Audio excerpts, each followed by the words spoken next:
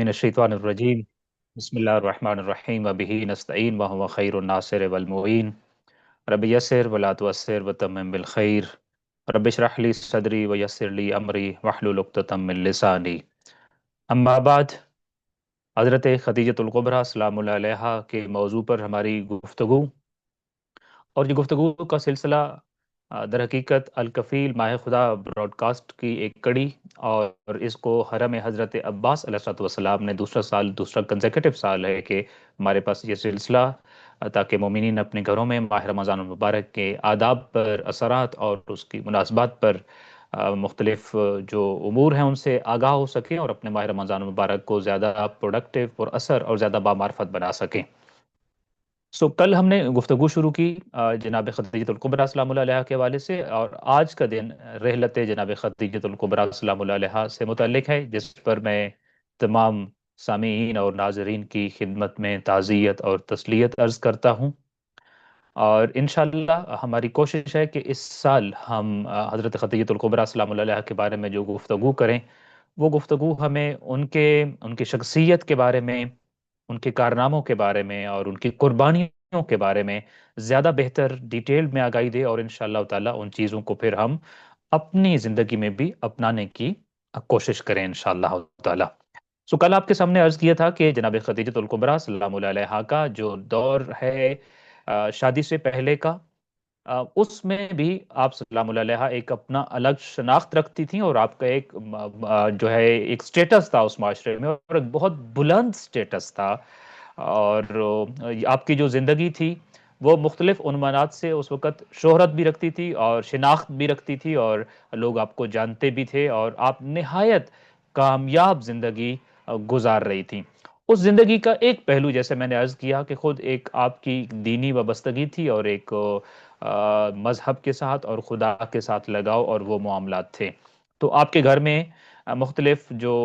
Sittings arrange होती थी, जो कि मजहबी उमूर से मुतल्लिक होती थी, जिसमें दानिशवर और उलमा शिरकत करते थे और मुख्तलिफ चीज़ों पर गुफ्तगू होती थी। और इन नशिस्तों की वजह से, और ख़ुद आपकी अपनी इबादत थी और फिर आपकी मारिफत थी, और फिर आपने जो दीन से मुतल्लिक जो आगाही हासिल कर रखी थी और शऊर जो आपके पास मौजूद था, उसके नतीजे में आप एक एक चीज़ के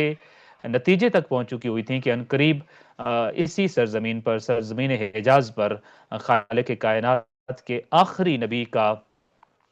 ज़ुहूर होगा या ऐलान होगा, और उनके औसाफ के बारे में भी आप बहुत डिटेल से जानती थीं और मुंतज़िर भी थीं। आप अक्सर औक़ात ऐसे होता था कि खाना काबा के तवाफ़ के लिए तशरीफ़ ले जाती थीं और तवाफ़ अंजाम देती थीं। एक मर्तबा ऐसे ही हुआ कि एक रात को हज़रत खदीजतुल कुबरा सलामुल्लाह अलैहा तवाफ़ काबा के लिए जब तशरीफ़ ले गईं, तो वहाँ देखा तो एक दानिशवर है, एक आलिम है, यहूदी आलिम, जिसके गिर्द ख़वातीन ने झुरमुट बनाया हुआ है, और वो कोई गुफ्तगू कर रहा है ख़वातीन के साथ। जनाब खदीजा सलामुल्लाह अलैहा ने सुना कि वो उन ख़वातीन से कह रहा था कि लयूशक अन यबअस फी कुन्ना नबियुन, कि मैं ये देख रहा हूँ कि अनकरीब ही एक नबी इस मुआशरे में मबऊस होने वाला है और आने वाला है। लिहाजा मैं तुम में से, ये तमाम खवातीन से ये कहता हूँ कि तुम जिसके लिए मुमकिन हो तो उस नबी की रफ़ाकत हासिल करना मुमकिन हो, उसकी शरीका हयात बन सकती हो अगर, तो कोई भी अगर किसी के लिए ये मुमकिन हो तो वो कतई तौर पर ताख़ीर ना करे, चूँकि इस सरज़मीन पर एक आखिरी नबी आने वाले हैं। इस हवाले से अलबत्ता एक सवाल ज़हन में ये आता है कि उन लोगों को कैसे पता चल जाता था कि कोई नबी आने वाले हैं, और बड़े, जैसे कि हमने मुख्तलिफ पादरियों के, मुख्तलिफ उलमा के, और ज़ाहिर है वो कुछ नसरानी थे, कुछ यहूदी थे, और उनके बारे में हमने पढ़ा और वाक़यात देखे कि वो पहले ही ऑलरेडी कुछ चीज़ों को बयान कर देते थे। इसकी एक वजह तो ये है कि खुद नबी करीम सल्लल्लाहु अलैहि वसल्लम के जिस ज़माने में आपने आना था, उस ज़माने के औसाफ और डिटेल डिस्कशंस गुज़श्ता आसमानी किताबों में मौजूद थी, और ये सीना दर सीना भी मुख्तलिफ मामलात चलते हुए आ रहे थे, और ये आसमानी तालीमात की रोशनी में और रिवायात की रोशनी में ये मामला इतना अज़हर मिन अश-शम्स था कि उस ज़माने के दानिशवर और उलमा को 100% उन निशानियों की वजह से ये पहचान चुके थे और यकीन कर चुके थे कि अब वो ज़माना आ चुका हुआ है कि जिसमें नबी करीम सल्लल्लाहु अलैहि वसल्लम का ज़हूर होगा। ये कोई ढकी छुपी बात नहीं थी। खुद मदीना मुनव्वरा में जब हम देखते हैं कि खैबर के यहूदियों की जो बस्ती है, बेसिकली ये सारे माइग्रेटेड थे, ये यहाँ के नेटिव्स नहीं थे। ये क्यों हिजरत करके आए थे और क्यों यहाँ इन्होंने डेरे डाले थे? नबवी दौर में जो हम देखते होते हैं कि उनके साथ बाद में टकराव भी हुआ और जंगें भी हुई, लेकिन बेसिकली ان یہودیوں نے مدینہ کے اطراف کو جب اپنا وطن بنایا تھا تو در حقیقت انہیں نشانیوں کا پیچھا کرتے ہوئے، ان مشاہدات کو ڈھونڈتے ڈھونڈتے اس زرزمین پہ آ کر آباد ہو گئے تھے، اس یقین کے ساتھ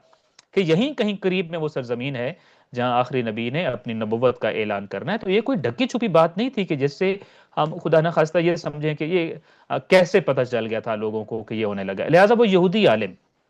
خواتین سے صحن کعبہ میں یہ گفتگو کر رہا تھا کہ ان قریب، بہت قریب اس نبی کا ظہور ہونے والا ہے، نشانیاں یہی بتا رہی ہیں۔ لہٰذا چونکہ خواتین ساری کھڑی تھیں تو ان سے گفتگو ہو رہی تھی، تو ان سے کہا کہ اگر تم میں سے کسی کو یہ موقع ملتا ہے، اپرچونٹی ملتی ہے اور ایسا موقع میسر آتا ہے کہ ان کی شریک حیات بن سکتی ہو، تو قطعی طور پر اس میں تاخیر نہ کرنا اور اس فیصلے کے لیے ایگری جو ہے وہ ہو جانا۔ اب جب یہودی عالم دین کی اس بات پر خواتین جو ہے وہ ہنستی، مذاق اڑاتی اور وہ اپنے گھروں کو چلی گئی، مگر جناب خدیجہ سلام اللہ علیہا جو کہ ابھی طواف کعبہ کے لیے آ رہی تھی، ان کے دل میں یہ بات بالکل بیٹھ گئی اور رک گئی۔ اور اس کی وجہ یہ نہیں تھی کہ یہ آپ پہلی مرتبہ سن رہی تھیں، بلکہ آپ کے دل میں یہ بات اس وجہ سے رک گئی کہ اس سے چند دن پہلے ہی آپ نے خواب دیکھا تھا، اور آپ نے دیکھا تھا کہ دور مکہ کے افق پر ایک ستارہ نمودار ہوتا ہے، اور پھر وہ بطحا کے اوپر چمکتا ہوا جناب خدیجہ سلام اللہ علیہا کے گھر میں آتا ہے اور یہاں اترتا ہے اور نازل ہوتا ہے، اور پھر یہاں سے اس تارے کی کرنیں پورے عالم میں پھیل جاتی ہوتی ہیں، اور مشرق و مغرب سے لوگ وہاں پہ جناب خدیجہ سلام اللہ علیہا کے گھر میں جوک در جوک اور گروہ در گروہ آ رہے ہوتے ہیں۔ یہ خواب دیکھنے کے بعد آپ نے اس خواب کا تذکرہ اپنے چچا زاد بھائی ورقہ ابن نوفل سے بھی کیا تھا، جو کہ خود اس زمانے کے ایک بہت بڑے عالم تھے آسمانی ادیان اور علوم کے۔ تو ان کے ساتھ جب انہوں نے تذکرہ کیا تھا تو اس خواب کو سن کر وہ حیرت زدہ رہ گئے تھے، اور انہوں نے کہا تھا کہ البشرا یبنت الام، کہ اے میری چچا زاد بہن، میں تو آپ کو مبارکباد دیتا ہوں، کیونکہ یہ خواب ہی ایسا ہے۔ فَإِن صَدَقَتِ الرُّؤْيَا، اگر یہ خواب سچا ہے، فَإِنَّ نُورَ النُّبُوَّةِ وَالرِّسَالَةِ سَيَدْخُلُ مَنزِلَكَ، تو اس کا مطلب یہ ہے کہ نور نبوت و نور رسالت تھا وہ جو ستارہ آپ کو نظر آ رہا تھا، اور جیسے وہ ستارہ آپ کے گھر میں آیا ہے، ویسے ہی نور نبوت و رسالت آپ کے گھر آنے والا ہے، اور پھر یہاں سے پوری دنیا میں یہ پیغام جائے گا، اور لوگ جوک در جوک اس نبوت اور رسالت کے اوپر ایمان لائیں گے اور دائرہ اسلام میں داخل ہوں گے۔ تو یہ اس کی تعبیر مجھے یہ نظر آ رہی ہے کہ یہ جو نور ہے یہ در حقیقت نور رسالت ہے، نور نبوت ہے، اور یہ اس کا ٹھکانہ آپ کا گھر ہونے لگا ہے۔ اس کی روشنی پوری دنیا میں آپ کے گھر کے مرکز اور محور سے نکلے گی اور پھیلے گی، اور پھر آپ کا گھر پوری دنیا کے لیے ہدایت کا مرکز بن جائے گا۔ اگر یہ خواب سچا ہے تو اس کی تعبیر یہ ہے، لہٰذا البشرا یبنت الام، چچا زاد بہن میں آپ کو اس خواب پر مبارکباد دیتا ہوں۔ تو یہ خواب آپ نے چند دن پہلے دیکھا، اب یہودی عالم دین کی یہ گفتگو سنی، تو آپ کو تو وہ جو آپ کے ذہن میں آلریڈی جو آپ آمادہ تھیں اس چیز کے لیے کہ انقریب ایک دعوت حق آنے لگی ہے اس سرزمین پر، اور انقریب اللہ کی طرف سے ایک ہادی اور راہبر آنے والا ہے، خواب بھی دیکھ چکی، اب ایک اور گواہی بھی آ چکی، اور گواہیاں تو بہت زیادہ تھیں، ایک کے بعد ایک آ رہی تھی کہ اب یہ اسی زمانے میں ہی کسی نبی کا ظہور ہونا ہے، اور اس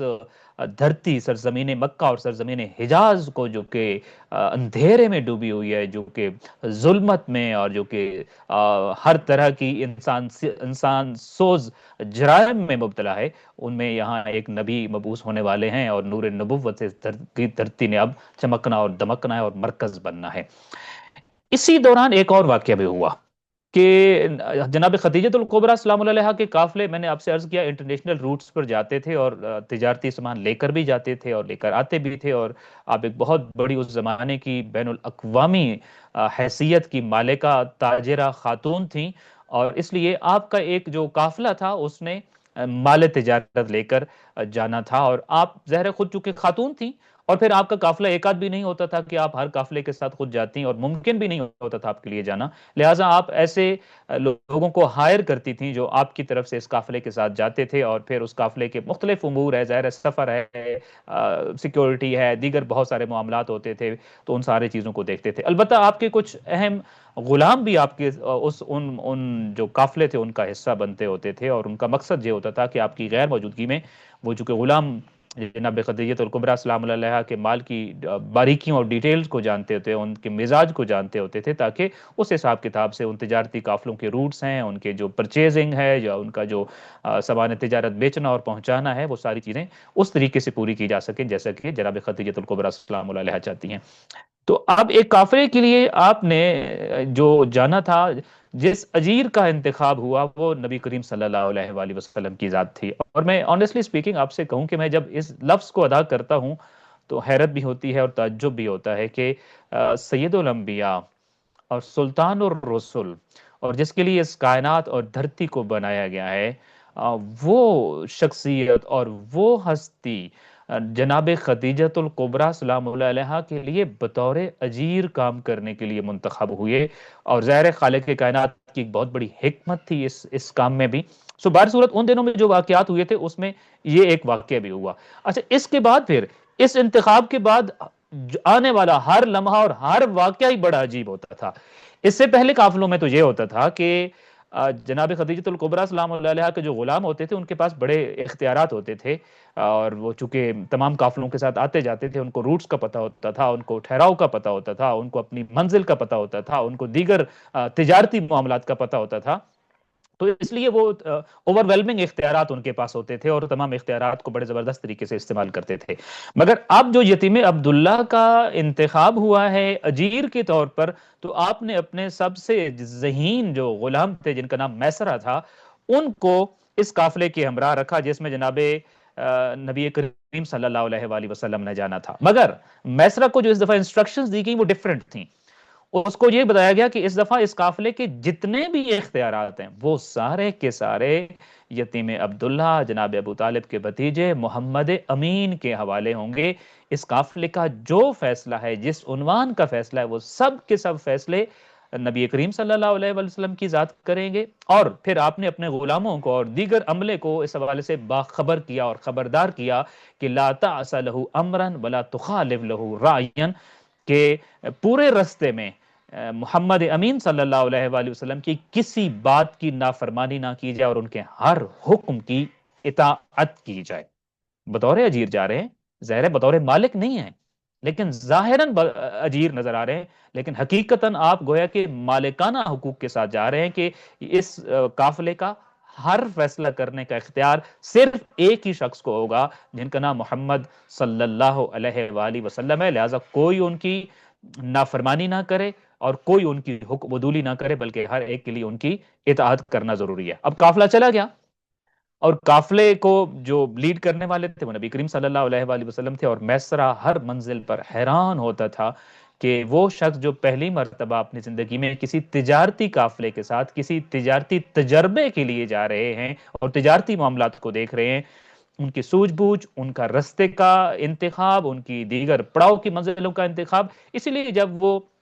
واپس آئے تو جناب خدیجۃ الکبریٰ سلام اللہ علیہا کو چند ایک واقعات جو بڑی بے تابی کے ساتھ انہوں نے سنائے، اس میں سے ایک یہی تھا کہ جب ہم سفر کر رہے تھے تو ایک منزل رستہ ایسا بھی آیا، ایک جگہ آئی کہ جب ہم نے وہاں پر ایک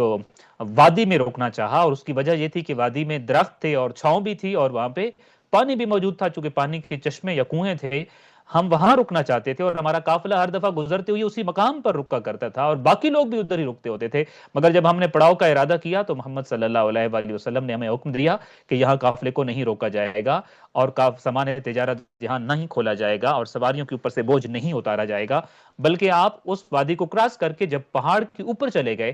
اور اونچائی پہ پہنچے تو وہاں پر انہوں نے حکم دیا کہ یہاں قافلے کو ٹھہرایا جائے۔ قافلے والے سارے حیران تھے کہ نہ ادھر چھاؤں ہے، نہ یہاں پانی ہے، نہ کوئی وادی ہے، اور اس جگہ پر رکنے میں کیا مصلحت ہو سکتی ہے۔ مگر حکم پیش نظر تھا کہ کوئی ان کی مخالفت نہیں کرے گا، سب ان کی اطاعت کریں گے، لہٰذا خاموشی سے سارے وہیں رک گئے۔ اور پھر میسرہ بتا رہے تھے جناب خدیجۃ الکبریٰ سلام اللہ علیہا کو کہ اے میری مالکن، کچھ ہی دیر کے بعد بادل نمودار ہوئے اور اتنی طوفانی بارش ہوئی اور اتنی موسلادھار بارش ہوئی کہ پوری وادی میں طغیانی اور سیلابی کیفیت پیدا ہو گئی، اور تب ہمیں سمجھ آئی کہ اگر ہمارا قافلہ یہاں رکا ہوا ہوتا تو ہمارا مال و اسباب اور ہمارے جانور جو تھے وہ اس سیلابی ریلے کی نظر ہو جاتے اور ہمیں نقصان اٹھانا پڑتا، تب ہمیں معلوم ہوا کہ نبی کریم صلی اللہ علیہ وآلہ وسلم کا یہ فیصلہ یقینی طور پر کسی غیبی طاقت کا اشارہ تھا، جس کی وجہ سے نبی کریم صلی اللہ علیہ وآلہ وسلم یہ فیصلہ کر رہے تھے۔ وہ جناب خدیجہ الکبریٰ سلام اللہ علیہا کو انہوں نے یہ بھی بتایا کہ ہم جب ایلا نامی کسی قصبے اور قافلے گاؤں سے گزرے تھے تو وہاں پر بھی ایک کنواں تھا جو کہ خشک تھا، اور نبی کریم صلی اللہ علیہ وآلہ وسلم جب وہاں پہنچے تو آپ نے ایسے اس کنویں کے اندر اپنا ہاتھ نیچے کی طرف دراز کیا، اور جب ہاتھ باہر نکالا تو ہم سارے حیرت زدہ تھے کہ اس ہاتھ میں پانی تھا، اور اس پانی سے آپ اپنے ہاتھ دھو رہے تھے۔ تو ہم سارے ابھی اسی چیز پر حیران ہی تھے کہ نبی کریم صلی اللہ علیہ وسلم ہاتھ دھو کر جس درخت کے ساتھ جو ہے وہ اس کے نیچے جا کر کھڑے ہوئے، اور اس درخت کو سب لوگوں نے دیکھا کہ یہ بالکل یک دم اور ایک لمحے میں اور آن ہی آن میں وہ سرسبز ہو گیا، اور نبی کریم صلی اللہ علیہ وآلہ وسلم کا اس کے ساتھ پشت لگا کر اور اپنی ٹیک لگا کر بیٹھنے کا یہ اثر ہوا کہ وہ خشک درخت لمحوں میں ہرا بھرا اور سایہ دار ہو گیا۔ اور اس موقع پر اتفاقاً ایلا کا پادری بھی موجود تھا، اور جب اس نے یہ دو چیزیں اپنے سامنے دیکھیں تو وہ حیرت زدہ رہ گیا۔ میں نے عرض کیا کہ ایک خبر تو ان دنوں بڑی عام تھی کہ ایک نبی کا ظہور ہونے والا ہے اور عنقریب اعلان نبوت ہونے والا ہے، اور نہیں معلوم وہ کون ہوگا، مگر جب نبی کریم صلی اللہ علیہ وسلم ہاتھ دھونے کے بعد اور اس کنویں کے تازہ جاری ہونے والے پانی سے ہاتھ دھونے کے بعد اس تازہ سرسبز ہونے والے درخت کے نیچے بیٹھے تھے، تو اس وقت ایلا کے پادری کو اپنے علم کے مختلف ڈاٹس کو ملا کر، نقطوں کو ملا کر جب نتیجہ نکالا تو وہ لوگوں سے کہنے لگا، اے لوگوں میری بات سنو، ما نزل تحت هذه الشجرہ قط الا نبیون، کہ جو اس درخت کے نیچے ابھی بیٹھے ہیں یہ کوئی اور نہیں، میرا علم یہ کہتا ہے یہ کوئی نبی ہیں، یہ ایسے نہیں ہو سکتا۔ اور پھر وہ صرف یہ نہیں کہ لوگوں کو کوئی آئیڈیا دے رہے تھے اور کوئی اندازہ لگا رہے تھے اور بس ایک اندازہ گیری کر رہے تھے، لوگوں سے یہ جملہ کہنے کے بعد اس پادری نے اپنے ہاتھ بلند کیے اور بلند کر کے کہنے لگا، یا لیتو انی ادرکہ حین یؤمر بالخروج، کاش میں اس زمانے کو درس کا درک کر سکوں جب ظاہراً ان کو نبوت بھی عطا ہو جائے گی اور رسالت بھی مل چکی ہوگی، کاش میں اس زمانے کو پاس سکوں اور میں ان کے ہاتھ پر ایمان لے آؤں اور میں ان کا امتی بن سکوں۔ تو یہ جناب خدیجہ سلام اللہ علیہا کو یہ سارے واقعات میسرہ نے واپس آ کر بتائے تھے۔ میں عرض اس لیے کر رہا ہوں، یہ واقعات سنانا مقصد نہیں ہے کہ یہ مرحلہ بمرحلہ مختلف چیزیں جناب خدیجہ الکبریٰ سلام اللہ علیہا جان رہی تھیں، اپنے زمانے کی ایک بہت بڑی عالمہ خاتون تھیں، حالات زمانہ جانتی تھیں، حالات حاضرہ سے باخبر تھیں، پھر اس کو دینی علوم کے ساتھ بھی کمپیریزن میں ساری چیزیں بھی دیکھ رہی ہوتی تھیں، لہٰذا اس سفر کے بھی بہت سارے غیر معمولی واقعات تھے جو میسرہ کی زبانی جناب خدیجہ الکبریٰ سلام اللہ علیہا تک پہنچے تھے، اور کیوں نہ پہنچتے، اس قافلے نے جو نبی کریم صلی اللہ علیہ وآلہ وسلم کے ہمراہ جو سامان تجارت کے لیے گیا تھا، اس نے ریکارڈ منافع حاصل کیا تھا، اور وہ میسرہ نے اس کی وجہ بھی بتائی تھی کہ جب ہم جہاں ہماری منزل تھی اور منزل پر پہنچے، شام منزل تھی آف کورس، تو جب سارے قافلے دیگر بھی مختلف جاتے ہوں گے، اور شام پہنچنے سے پہلے نبی کریم صلی اللہ علیہ وآلہ وسلم نے اپنے قافلے کو حکم دیا کہ ہم آج شام داخل نہیں ہوں گے۔ تو قافلے والے دوبارہ حیرت زدہ تھے کہ اگر ہم داخل نہیں ہوں گے تو باقی سارے لوگ تو شہر میں پہنچ جائیں گے، وہ جا کر اپنا مال بیچ دیں گے، اور جب وہ مال گاہک خرید لے گا، لوگ خرید لیں گے، دکاندار خرید لیں گے، اور پھر اگلے روز یا چند دن کی تاخیر کے بعد جب ہم بازار میں جائیں گے تو بازار میں تو یہ چیز پہلے سے موجود ہوگی، ہم سے کوئی لینے کے لیے تیار ہی نہیں ہوگا۔ دکاندار تب لیتا ہے جب اس کے پاس ڈیمانڈ ہوتی ہے، اس کی تو ڈیمانڈ ہی پوری ہو چکی ہوگی، اس نے ایک دن پہلے جب سامان اٹھایا ہے اور لے لیا ہے تو وہ کہاں سے ہم سے دوبارہ سامان لے گا؟ لہٰذا اس حکم کو وہ نہیں سمجھ پا رہے تھے، مگر نبی کریم صلی اللہ علیہ وآلہ وسلم نے شام کے باہر رکنے اور اگلے دن کا انتظار کرنے کا حکم دیا، اور اگلے دن میسرہ بتاتے ہیں کہ سارے قافلے اپنا سامان بیچ کر واپس جا چکے تھے، تو نبی کریم صلی اللہ علیہ وآلہ وسلم نے شام میں داخل ہونے کا حکم دیا، اور جب یہ قافلہ حکم نبی صلی اللہ علیہ وآلہ وسلم ملنے کے بعد شام میں داخل ہوا تو شام کی اطراف کی آبادیوں میں جو لوگ تھے اور جو اس مال تجارت کو خریدنا چاہتے تھے وہ امڑ کر آ چکے ہوئے تھے، چونکہ ان کو خبر ملی تھی کہ کوئی قافلے سامان تجارت بیچنے آئے ہیں، مگر وہ قافلے تو اپنا سامان بیچ کر جا چکے تھے۔ اب جب یہ قافلہ اندر پہنچا ہے تو گاہکوں کا رش ہے اور ڈیمانڈ ایسی ہے کہ لوگوں کے اندر طلب ہے، مگر بیچنے والا اور کوئی نہیں، صرف ایک تنہا یہی قافلہ ہے۔ اس لیے نہایت مناسب داموں پر بیچ کر بھی چیزوں کو نبی کریم صلی اللہ علیہ وآلہ وسلم نے اس خریداروں کے رش کے ماحول میں جناب خدیجہ سلام اللہ علیہ کا مال تجارت مناسب قیمت پر فروخت کیا، مگر پھر بھی باقی قافلوں والوں سے بہتر منافع ان کو دیا گیا، لوگوں کی ڈیمانڈ اس قدر زیادہ تھی۔ اب یہ سارے واقعات جب بتائے گئے تو یہ غیر معمولی واقعات تھے۔ اب جناب خدیجۃ الکبریٰ سلام اللہ علیہا پہلے پیشن گوئیاں دیکھ چکی تھیں، علوم کو دیکھ چکی ہوئی تھیں، پھر ان واقعات کو دیکھ چکی ہوئی تھیں، تو انہوں نے یہ فیصلہ کیا کہ وہ نبی کریم صلی اللہ علیہ وآلہ وسلم کی شریکہ حیات بنے گی۔ جو اوصاف نظر آ رہے ہیں، جو نشانیاں نظر آ رہی ہیں، یقینی طور پر نبی کریم صلی اللہ علیہ وآلہ وسلم کی ذات جو ہے وہ خالق کائنات کی تائید یافتہ ہے۔ ایک جملہ میں نے کہیں پڑھا اور میں اس جملے کو اسی نظر سے فَإِنَّهُ مُؤَيَّدٌ مِّن رَبِّ العالمین، ایک جگہ پہ، اب وہ پوری بات مجھے یاد نہیں کہ کس سے گفتگو کرتے ہوئے جناب خدیجۃ الکبریٰ سلام اللہ علیہ نے یہ کہا تھا کہ میں اس لیے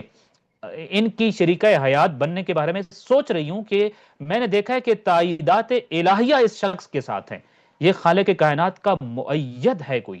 اس لیے انہوں نے یہ فیصلہ کر لیا کہ اب وہ اس اعلیٰ کردار کے حامل شخص جو کہ یتیم عبداللہ جناب حضرت ابو طالب کے بھتیجے ہیں، ان کے لیے اپنے آپ کو وقف کر دیں گے اور ان کی شریک حیات بنے گی، چاہے اس مقصد کے لیے انہیں جتنی مرضی بڑی قربانی کیوں نہ دینا پڑے، یا چاہے کسی بھی بڑی سی بڑی مخالفت کا سامنا بھی کیوں نہ کرنا پڑے۔ اب سب سے بڑی مشکل یہ تھی کہ یہ فیصلہ تو جناب خدیجۃ الکبریٰ سلام اللہ علیہ نے کیا ہے۔ شادی تو تب ہوتی ہے کہ جب لڑکے والے کو فیصلہ کرتے ہیں کہ ہاں انہوں نے فیصلہ کیا اور انہوں نے رشتہ بھیجا، اور پھر اس کے بعد جا کر معاملات طے ہوتے ہیں۔ پرابلم یہاں پر کیا آ رہا تھا کہ یہ فیصلہ جناب خدیجۃ الکبریٰ سلام اللہ علیہ کا تھا، نہ تو اس زمانے میں اور خیر نہ ہی آج ہمارے زمانے میں اس کا کوئی رواج موجود ہے، اور خیر اس زمانے میں تو اہل عرب میں یہ قطعی طور پر ایسا کوئی رواج موجود نہیں تھا کہ خواتین نکاح کا پیغام کسی کے ہاں بھیجتی ہوں۔ لہٰذا اس مشکل کو حل کرنے کے لیے، جیسے میں نے عرض کیا، جناب خدیجۃ الکبریٰ سلام اللہ علیہ کا فیصلہ یہ تھا کہ اس مقصد کے لیے مجھے چاہے جتنی بڑی مرضی قربانی دینا پڑے اور جتنی مرضی مخالفت کا سامنا کرنا پڑے، مگر میں نے اب یہ فیصلہ کر لیا ہے اور اس کی بہت اسٹرانگ ریزنز ہیں، لہٰذا میں اس لیے آپ یہ فیصلے پر عمل درآمد کروں گی۔ آپ نے اس فیصلے کو جو ہے وہ بجا لانے کے لیے عرب کے رسم و رواج کو بھی توڑ ڈالا، اور آپ نے، آپ کی ایک دوست ہیں، آپ کی ایک سہیلی تھی جن کا نام نفیسہ بنت منیہ یا نفیسہ بنت منیہ ہے، ان کو بلایا اور ان کے سامنے ساری سچویشن رکھی، اور پھر ان سے کہا کہ وہ ان کے ذمہ ایک کام لگانا چاہتی ہیں کہ وہ نبی کریم صلی اللہ علیہ وسلم کی خدمت میں کسی جگہ حاضر ہوں اور وہاں پہ جا کر نبی کریم صلی اللہ علیہ وسلم کے بارے میں شادی کا نقطہ نظر معلوم کریں کہ ان کا شادی کے بارے میں کیا پلان ہے، کیا پروگرام ہے، اور اگر کہیں ممکن ان کو لگے تو پھر بے شک وہ حضرت خدیجہ سلام اللہ علیہ کی طرف سے ایک پیشکش بھی وہاں پہ نبی کریم صلی اللہ علیہ وآلہ وسلم کے گوش گزار کر دیں کہ میں یہ سوچ رہی ہوں اور میں یہ چاہتی ہوں۔ نبی کریم صلی اللہ علیہ وآلہ وسلم ایک دن کعبہ کا طواف کر کے واپس اپنے گھر کی طرف جب جا رہے تھے تو عین اس وقت میں حرم کعبہ، صحن کعبہ یا کعبہ کے کہیں جو ہے وہ نیبرہڈ میں ہی جناب نفیسہ نبی کریم صلی اللہ علیہ وآلہ وسلم سے ملاقات کرنے میں کامیاب ہو گئیں، اور پھر انہوں نے جناب خدیجہ سلام اللہ علیہ کے اس مطلوبہ موضوع پر نبی کریم صلی اللہ علیہ وسلم سے گفتگو کی، اور پھر جب یہ معلوم ہوا کہ نبی کریم صلی اللہ علیہ وسلم نے ابھی اپنے من میں کوئی ایسا فیصلہ نہیں کر رکھا کہ وہ اپنی شریک حیات کس کو بنائیں گے اور اپنے جو ازدواجی زندگی ہے وہ کس سمت میں بڑھائیں گے، تو تب انہوں نے موقع سمجھتے ہوئے، مناسب سمجھتے ہوئے یہ پیشکش بھی نبی کریم صلی اللہ علیہ وسلم کے سامنے رکھتی کہ میں آپ کو ایک ایسی خاتون کے بارے میں آگاہ کر سکتی ہوں، ان سے متعارف کروا سکتی ہوں کہ جو شرافت میں، جو کردار میں، جو پاکیزگی میں، جو عقل مندی اور دانائی میں، غرض کے ہر پہلو میں آپ کی ہم پلہ ہیں، اور وہ ایون آپ کی شریکہ حیات بننے کے لیے آمادہ بھی ہیں اور تیار بھی ہیں۔ جب نبی کریم صلی اللہ علیہ وسلم نے استفسار کیا کہ وہ کون ہیں، تو جناب نفیسہ نے بتایا کہ وہ جناب خدیجہ سلام اللہ علیہ ہیں، جو کہ آپ کے خاندان سے ہی تعلق رکھتی ہیں، اور ان کا یہ ارادہ ہے آپ کے بارے میں۔ یہ صرف جناب نفیسہ یا جناب نفیسہ کے ذمہ نہیں لگایا گیا تھا، بلکہ دیگر 3 لوگوں کی مدد بھی حضرت خدیجہ الکبریٰ سلام اللہ علیہ نے حاصل کی تھی۔ کچھ ریفرنسز ایسے تھے جو جناب حضرت حمزہ کے تھرو جو ہے وہ پہنچائے گئے تھے، چونکہ حضرت حمزہ اگرچہ چچا لگتے تھے نبی کریم صلی اللہ علیہ وآلہ وسلم کے، رشتے میں تو چچا تھے مگر عمر کے لحاظ سے ایج فیلو تھے نبی کریم صلی اللہ علیہ وآلہ وسلم کے، تو اس لیے وہ بھی ینگ تھے اور ان کے ذریعے یہ پیغام پہنچانا بہت آسان ہو سکتا تھا، ان کے ذریعے بھی کچھ پیغام پہنچائے گئے، ایک پیغام خود جناب عمار یاسر کے ذریعے بھی پہنچایا گیا تھا جو کہ نبی کریم صلی اللہ علیہ وآلہ وسلم کے بہت اچھے دوست تھے اور قریبی دوست تھے، لیکن جو سب سے اسٹرانگ پیغام ان میں سے تھا، چوتھا پیغام جس کو کہہ لیجیے، وہ نبی کریم صلی اللہ علیہ وآلہ وسلم کی پھپھی جناب صفیہ بنت عبد المطلب کے ذریعے پہنچایا گیا تھا، اور یہ پیغام نہیں پہنچایا گیا تھا بلکہ جناب خدیجہ سلام اللہ علیہ نے ان سے مدد کی درخواست کی تھی کہ وہ نبی کریم صلی اللہ علیہ وآلہ وسلم تک اپنا یہ ارادہ رکھنے کے لیے نبی کریم صلی اللہ علیہ وسلم کی پھپھی کی مدد چاہتی ہیں، جناب صفیہ بنت عبد المطلب کی مدد چاہتی ہیں، اور جناب صفیہ نے اس مسئلے میں بہت مدد کی بھی صحیح، بلکہ ایک مرتبہ تو انہوں نے نبی کریم صلی اللہ علیہ وآلہ وسلم اور جناب خدیجہ الکبریٰ سلام اللہ علیہا کو اپنی موجودگی میں ایک ملاقات بھی ارینج کی، اور اس ملاقات کا ایک جملہ بہت ضروری ہے جس کا تذکرہ کیا جا سکتا ہے کہ جب یہ معاملات طے ہو رہے تھے کہ جناب خدیجہ الکبریٰ سلام اللہ علیہا، آپ اندازہ کر سکتے ہیں کہ اس زمانے میں اہل عرب میں جہاں خواتین کی طرف سے پہل کرنے کا کوئی معاملہ موجود نہیں تھا، جناب خدیجہ الکبریٰ سلام اللہ علیہا کی طرف سے کی جانے والی یہ ایفرٹس آپ ذرا دیکھیے، اور یہ خیر میں اس پہ شاید بعد میں تبصرہ کروں، فی الحال اس چیز کو اگر ہم دیکھ سکیں کہ جناب صفیہ بنت عبد المطلب کی موجودگی میں جو ایک بات نبی کریم صلی اللہ علیہ وآلہ وسلم کے ساتھ ہوئی حضرت خدیجہ الکبریٰ سلام اللہ علیہا کی، تو انہوں نے بلا جھجک نبی کریم صلی اللہ علیہ وآلہ وسلم سے یہ کہا تھا کہ یا ابن عم قد رغبت فیک، کہ اے میرے چچا زاد بھائی، میں جو آپ کے اس معاملے اور ازدواج میں انٹرسٹڈ ہوں اور رغبت رکھتی ہوں، اس کے کچھ ریزن ہیں، اور میں کسی مقصد اور کسی ہدف کی وجہ سے اور کسی وجہ سے یہ فیصلہ کرنے جا رہی ہوں، اور وہ ریزن کیا ہیں؟ وہ یہ ہے کہ لے قرابتک منی، آپ میرے قریبی رشتہ دار ہیں، وشرفک فی قومک، آپ اپنی قوم میں صاحب عزت اور توقیر ہیں، آپ سے زیادہ عزت دار اس پورے معاشرے میں کوئی نہیں ہے، وستتک فیہم، آپ سے بڑھ کر عرب معاشرے میں کوئی شریف نہیں ہے، شرافت کی معراج پر آپ قائم ہیں، وامانتک عندہم، اور آپ تو اس قدر امین ہیں کہ قوم نے آپ کا نام ہی امین رکھ دیا ہے، وحسن خلق کا، آپ جیسا اخلاق عرب معاشرے میں بھلا کسی میں مل سکتا ہے، صدق حدیث کا، گفتگو میں صادق ہیں، سچے ہیں، یہ وہ کوالٹیز ہیں جن کی وجہ سے یبن عم قد رغبت فیکا، میں نے آپ کے بارے میں یہ سوچا ہے اور یہ فیصلہ کیا ہے۔ یہاں بہت رکنا بہت ضروری ہے، اور اگر ہم اس کو رکے بغیر پڑھیں گے یا آگے جائیں گے تو یقینی طور پر بہت بڑی ناانصافی ہوگی۔ جناب خدیجہ الکبریٰ سلام اللہ علیہا کے حوالے سے آپ جانتے ہیں ایک بات، کہ جب یہ فیصلہ ہوا تو جناب خدیجہ الکبریٰ سلام اللہ علیہا کے خاندان کی عورتوں نے اس فیصلے کا بائیکاٹ کیا، بلکہ ایک لمبے عرصے تک، غالباً بعض معاملات اس طرح بتاتے ہیں کہ آپ کی اس دنیا سے رحلت تک وہ لوگ ناراض رہے، اور انہوں نے اس کے خلاف احتجاج کیا اور اس پر ناپسندیدگی کا اظہار کیا کہ یہ رشتہ نہیں ہونا چاہیے۔ صرف یہی نہیں، نبی کریم صلی اللہ علیہ وسلم کے خاندان کے کچھ لوگوں کو بھی یہ معاملات اس میں کچھ بصورت جذباتی سے نظر آئے۔ سوال یہ ہے کہ جن لوگوں کو اس رشتے پر اعتراض تھا، فیصلہ تو جناب خدیجہ الکبریٰ سلام اللہ علیہا کا ہے، جو بڑے آزاد فیصلے اس زمانے میں لے رہی تھیں اور اپنی زندگی آزادانہ طور پر گزار رہی تھیں، اور آپ اپنے فیصلوں میں آزاد تھیں، یہ فیصلہ لینے میں ان کے خاندان والوں کو پرابلم کیا تھا؟ خاندان والوں کو پرابلم یہ تھا کہ جناب خدیجہ الکبریٰ سلام اللہ علیہا کا جو اس زمانے میں سٹیٹس تھا، اس کے مقابلے میں عرب کے رؤساء اور شرفاء اور قبائل کے جو سردار ہیں، اور کوئی بھی اس سٹیٹس کا مقابلہ نہیں کر سکتا تھا۔ پرابلم ان لوگوں کو یہ تھا کہ شادی تو بالآخر انہوں نے کرنی ہے، مگر کچھ سٹیٹس بھی تو دیکھا ہوتا جس سے شادی کر رہی ہیں۔ جناب خدیجہ سلام اللہ علیہ کا اکانومک سٹیٹس دیکھیے، آپ سوشل سٹیٹس دیکھیے، سوشل ویلفیئر کا سٹیٹس دیکھیے، آپ ان کا جس مرضی عنوان سے، یعنی تین بڑے ان کے جو آپ کہہ لیجیے سٹیٹس تھے، کم از کم اس زمانے میں جو بہت معروف تھے، وہ تو اتنے بلند تھے کہ کوئی مرد بھی ان کا مقابلہ، اور کوئی کسی بڑے سے بڑے قبیلے کا سردار، زعماء، رؤساء، کوئی بھی مقابلہ نہیں کر سکتا تھا۔ لوگوں کا ایک جو فطری ری ایکشن تھا اور جو آنا چاہیے تھا کہ کچھ سٹیٹس بھی تو دیکھیں، کوئی معیار بھی تو ہوتا ہے۔ کہاں یہ اور کہاں یتیم عبداللہ؟ لہٰذا یہ ری ایکشن اس زمانے میں عرض کروں، اگر آج کے زمانے میں یہ فیصلہ ہوتا، یا میں اور آپ اس زمانے میں فیصلہ ہم دیکھ رہے ہوتے، چونکہ میں اور آپ تو بعد کی چیزوں سے آگاہ ہو چکے ہیں، جو اس وقت اس فیصلے پہ اعتراض کر رہے تھے ایک جینوئن اعتراض تھا، میں اور آپ ہوتے تو شاید ہم بھی اعتراض کرتے کہ یہ تو کوئی جوڑ نہیں ہے، کیا دیکھا ہے انہوں نے؟ کیوں اس فیصلے کے لیے سارے اپنے رسم و رواج کو توڑ کر یہ فیصلہ کرنے جا رہی ہیں؟ اور اس میں تو خاندان کی عزت خاک میں مل جائے گی الیاذ باللہ، اور پتہ نہیں کیا کچھ ہوتا. چونکہ ہمیں تاریخ کے بعض واقعات پہ جب انالیسس کرتے ہیں تو ہمیں وہاں جا کے کھڑا کرنا چاہیے اپنے آپ کو، تب ہم بہتر انالیسس کر سکتے ہوتے ہیں. یا آج کے زمانے میں اگر اس طرح کا کچھ ہو رہا ہوتا تو ظاہر ہے ہم سب سے پہلی چیز تو یہ دیکھتے ہیں. جناب خدیجہ الکبریٰ سلام اللہ علیہا نے ایک نہیں 6 وجہ بتائی کہ میں یہ رشتہ کیوں کرنا چاہتی ہوں. مجھے اور آپ کو بہت بڑا پیغام دیا: سٹیٹس نہیں، کوالٹیز دیکھا کرو. رتبہ نہیں، صفات دیکھا کرو. بیٹے کی شادی ہو یا بیٹی کی شادی ہو، سٹیٹس پر مر مٹا نہ کرو. Status has nothing to do with this. انسانیت دیکھو، شرافت دیکھو، معیار دیکھو، صداقت دیکھو، کردار دیکھو، کوالٹیز دیکھو. تو جناب خدیجہ سلام اللہ علیہ گویا کہ اس زمانے کے لوگوں کو بھی اور قیامت تک کے لوگوں کو یہ بتا رہی تھیں کہ یہ تم سٹیٹس کے مارے ہوئے لوگوں کی سوچ ہے،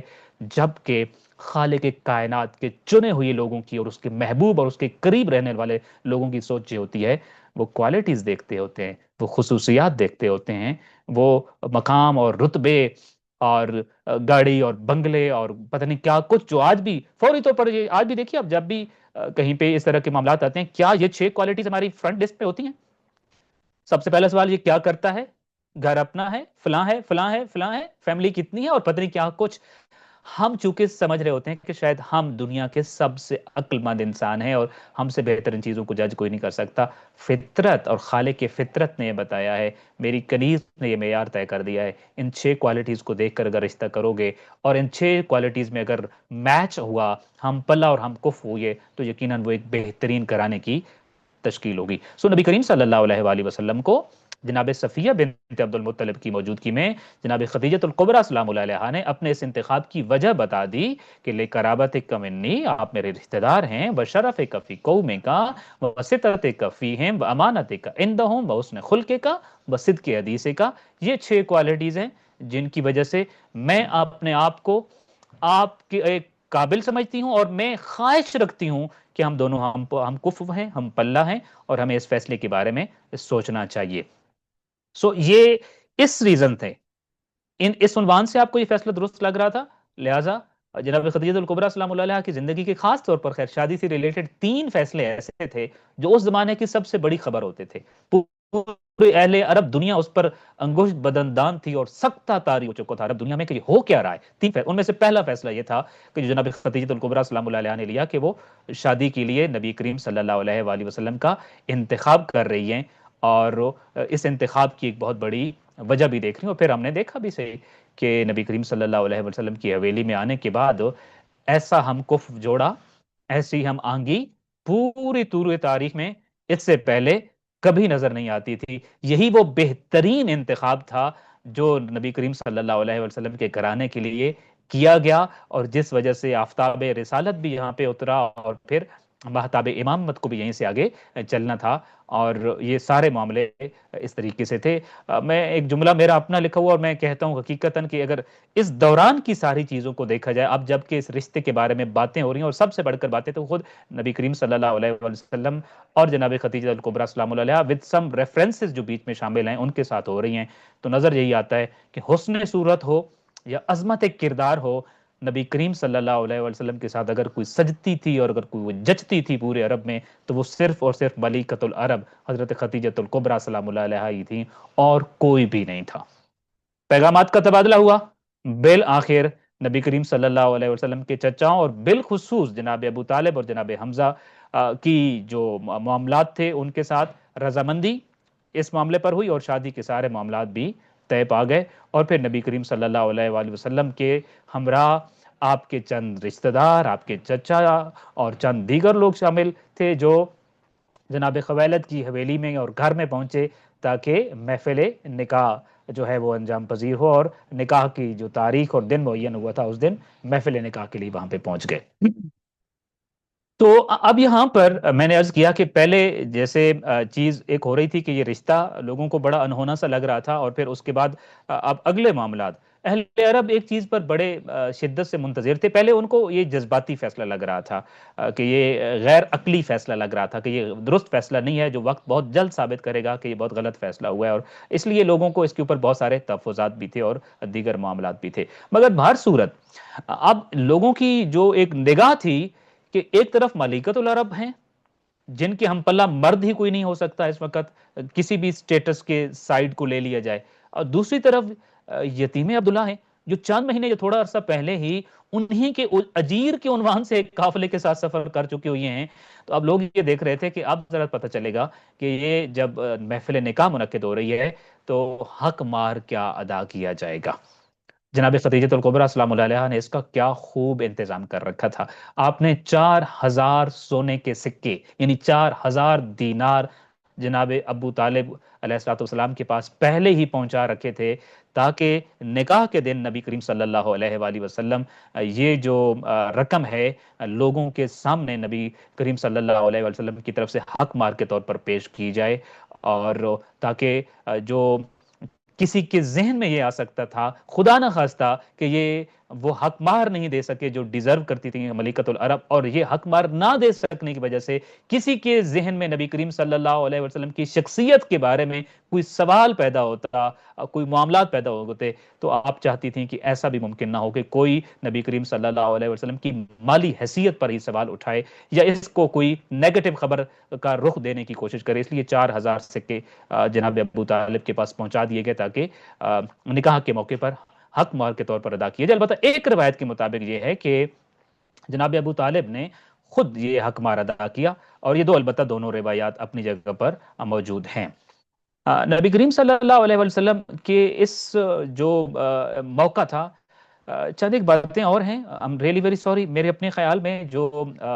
جن موضوعات پہ ہمارے معاشرے میں بہت زیادہ بات کرنے کی ضرورت ہے اور بہت پروڈکٹیو بات کرنے کی ضرورت ہے، اور جہاں بہت زیادہ ڈیمیجز ہو رہے ہیں ان کو کنٹرول کرنے کی ضرورت ہے، وہ خود ایک شادی کا معاملہ ہوتا ہے. ہمارے ہاں دو خاندان جب شادی کر رہے ہوتے ہیں تو وہاں بہت ساری الجھنیں اور مسائل اور پرابلمز اور پریشانیاں اور پتہ نہیں کیا کچھ معاملات ہوتا ہے جس سے گزر کے گویا کہ ایک آگ کا دریا ہوتا ہے جس سے گزر کے دو خاندان ایک شادی کا بندھن باندھنے کے قابل ہوتے ہیں. دو شادیاں اگر ہم تاریخ میں پڑھ لیں اور محبت کی نگاہوں سے پڑھ لیں اور اطاعت کے درجے میں اتار لیں تو میرا خیال ہے ہماری زندگیوں کے نئے آغاز بہت خوبصورت ہو سکتے ہیں. ایک یہ شادی ہے جو جناب خدیجۃ الکبریٰ سلام اللہ علیہ کے جو نئے سفر کا آغاز ہے، اور دوسری شادی جناب نبی کریم صلی اللہ علیہ وسلم کی دختر نیک اختر اور جناب علی ابن ابی طالب علیہ السلام کی ہے. ایک پوائنٹ میں جو اس موقع پہ عرض کرنا چاہ رہا ہوں، ہمارے ہاں بہت زیادہ جو میں کہوں لیگ پولنگ ہوتی ہے یا کچھ اس طرح کے کھینچا تانی کے مسائل آ رہے ہوتے ہیں دو خاندانوں کے درمیان، اور اکثر و بیشتر جہاں سے پرابلمز اور مسائل کا آغاز ہوتا ہے اور پھر وہ ساری زندگی نہ ختم ہونے والا ایک ساز بن جاتا ہے اور اس کے معاملات بڑھتے ہی چلے جاتے ہوتے ہیں. جناب خدیجۃ الکبریٰ سلام اللہ علیہ کی طرف سے اس نکاح کے موقع پر کتنے ہی قدم اٹھائے گئے ہیں جو نبی کریم صلی اللہ علیہ وسلم اور آپ کی چچاؤں کی آسانی کی خاطر ماز اٹھائے گئے تھے، ان کی عزت افزائی کے لیے کیے گئے تھے، ان کی توقیر کے لیے کیے گئے تھے، ان کا سر بلند کرنے کے لیے کیے گئے تھے. یعنی اس کا مطلب یہ ہوتا ہے کہ دونوں خاندان ایک دوسرے کے لیے آسانیاں پیدا کریں، ایک دوسرے کا ہاتھ تھامیں. اگر خدا نخواستہ کوئی کسی معاملے میں بوجھ اس پہ آ رہا ہو یا کوئی پرابلم کوئی ایسی چیز ہو جو اس سے ہینڈل نہ ہو پا رہی ہو، تو دوسرا خاندان آگے بڑھے اور اس کو اپنے برابر رکھ کر ایکول لیول پہ اس معاملے کو یوں اٹھائیں کہ اس کے بعد ان کا جو عزت ہے وہ سانجھی ہے، جو خدا نخواستہ ذلت ہے تو وہ بھی تو ان کی سانجھی ہے. تو جناب خدیجۃ الکبریٰ سلام اللہ علیہ نے ان تمام چیزوں کو بیفور ٹائم بہت اچھے طریقے سے مینج کیا، اور پھر یہ جو 4000 سکے تھے یہ پہنچا دیے گئے. اچھا، یہ خبر کہیں سے لیک ہو گئی، کہیں سے یہ خبر ابو جہل تک پہنچ گئی کہ یہ جو حق مار دیا جا رہا ہے وہ نبی کریم صلی اللہ علیہ وآلہ وسلم اپنے ذاتی مال و دولت سے نہیں دے رہے ہیں، اور ان کے پاس تو اتنی مال و دولت ہے بھی نہیں.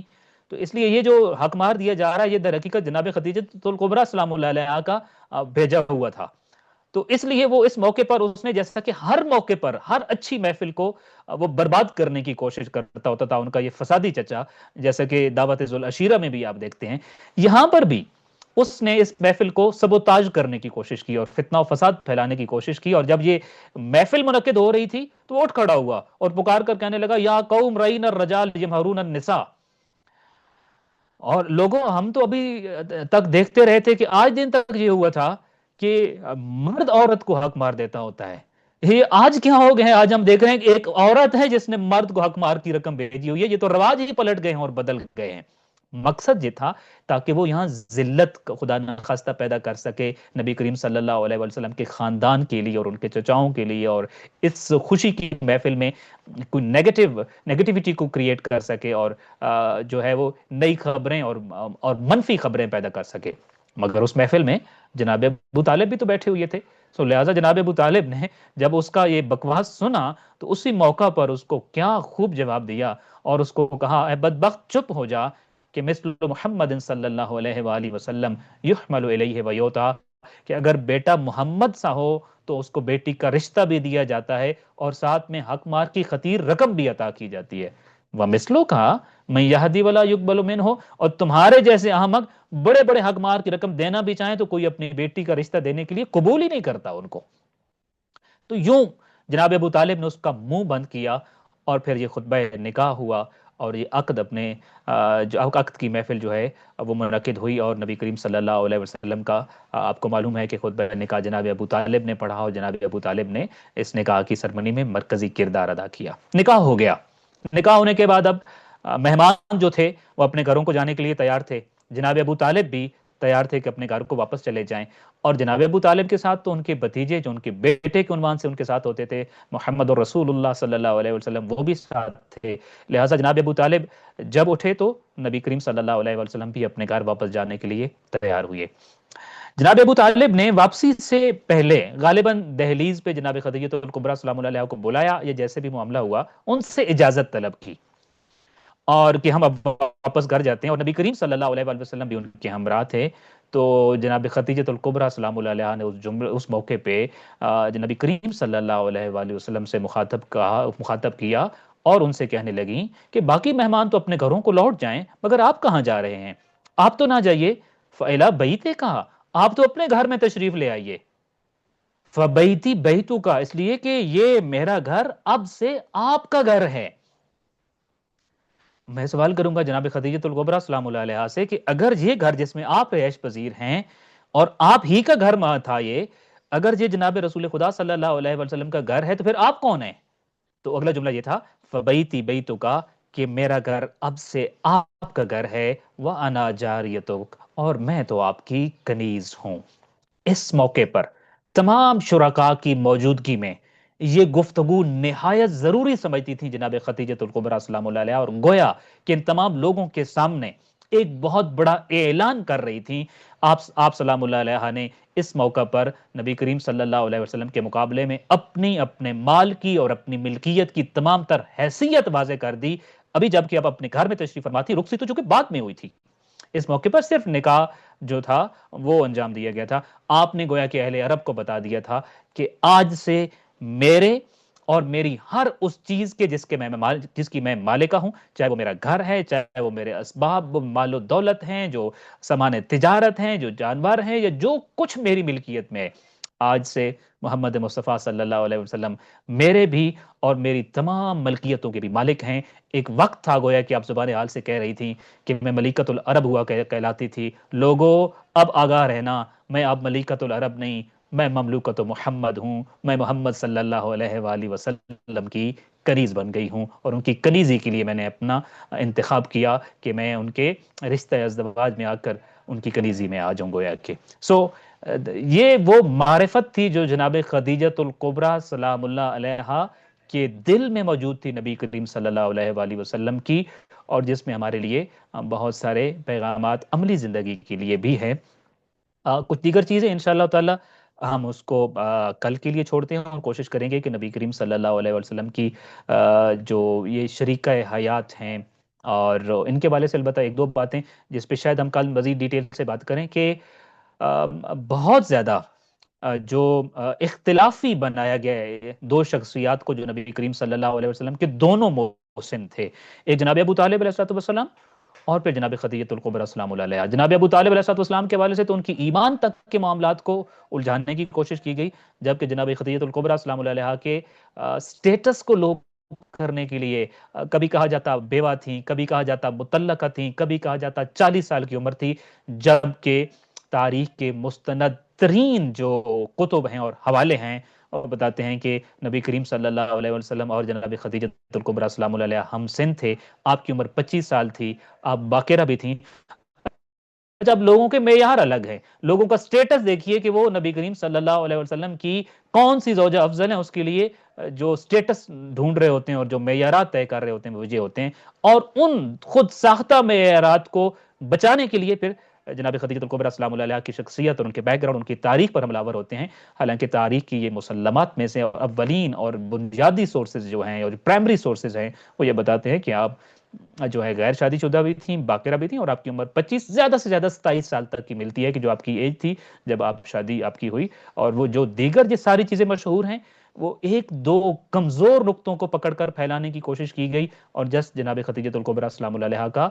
مقام چھوٹا کرنے کی کوشش کی گئی۔ میں نے کل بھی کہا تھا یہ وہ بی بی ہیں جن سے ان کی رحلت کے بعد بھی حسد کیا گیا، اور وہ حسد آج بھی جاری ہے۔ اللہ تعالیٰ سے دعا کرتا ہوں کہ خالق کائنات ہمیں جناب خدیجۃ الکبریٰ السلام علیہ، ملکۃ العرب، مادر زہرا سلام اللہ علیہ کی محبت، ان کی اطاعت، ان کی معرفت ہمیں عطا فرمائے، اور انشاءاللہ اللہ تعالیٰ جناب خدیجۃ الکبریٰ السلام علیہ کی قربانیوں کی قدردانی کرنے، ان کی محنتوں کی قدردانی کرنے کی توفیق عطا فرمائے، اور ہماری نسلوں کو بھی ان کا اور ان کی اولاد کا محب بنائے رکھے۔ السلام علیکم ورحمۃ اللہ وبرکاتہ۔